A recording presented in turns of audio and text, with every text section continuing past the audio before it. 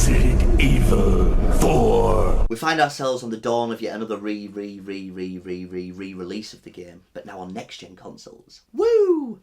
And I'm finding it hard to hold back my tongue about my major controversial opinion about the title. Now, before we start, I understand that the gaming community and people showing hate towards classic games goes about as well as Mario and Sonic do at the Olympics. But you deal with that shit every 4 years, so I'm sure you can deal with this. Here's 7 reasons why Resident Evil 4 is a big bag of wank. Now, we're all well aware that for a good few years, gaming had that murky, turdy brown looking colour going on, which we like to call gritty. And if we've been honest, we all kinda liked it. That wasn't until certain developers dove deeper into the colour palette and decided to wipe that shit stain of a colour grade off gaming's metaphorical arsehole. And now gamers universally look back and think, yeah, gritty was shitty. Where am I going with this?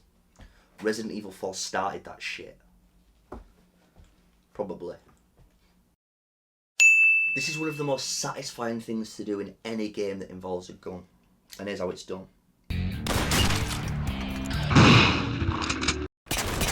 There's one key commonality here. One shot.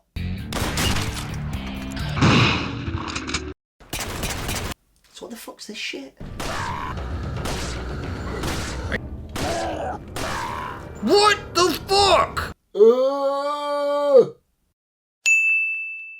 This is the Resi story that turned all Resis into utter gash. Cut back to Resident Evil 2, and it's Leon's first day on the job. Now, don't get me wrong, he did some pretty solid shit to turn Raccoon City from a 28 weeks to a 28 days later kind of scene. But my big question is, who saw him do it? Aside us. So, we're led to believe that between Resident Evil 2 and Resident Evil 4, Leon comes walking into Oval Office, swinging his dick about, talking about killing some guy called William Birkin, and the president would even say, fucking prove it. Instead he goes, oh yeah, alright, do you want a job? No wonder he lost his daughter. She's a twat and all.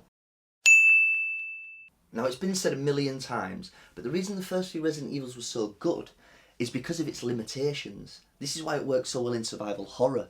That lack of control, the fixed camera angles, that fear of what's round the corner, not being powerful enough. And I get it. Games do need to, evolve. Franchises need to develop. But not in a fucking Tekken.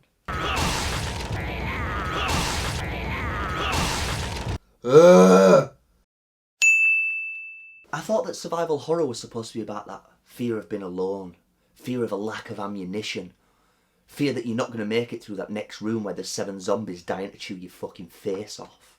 So why am I bumping into a guy that can only be best described as Nick Cage out of Warlords, wearing a streaker's jacket, looking like he belongs watching the kids at the local swings? Over here, stranger. To be honest, mate, I'm kind of busy. You know what I mean?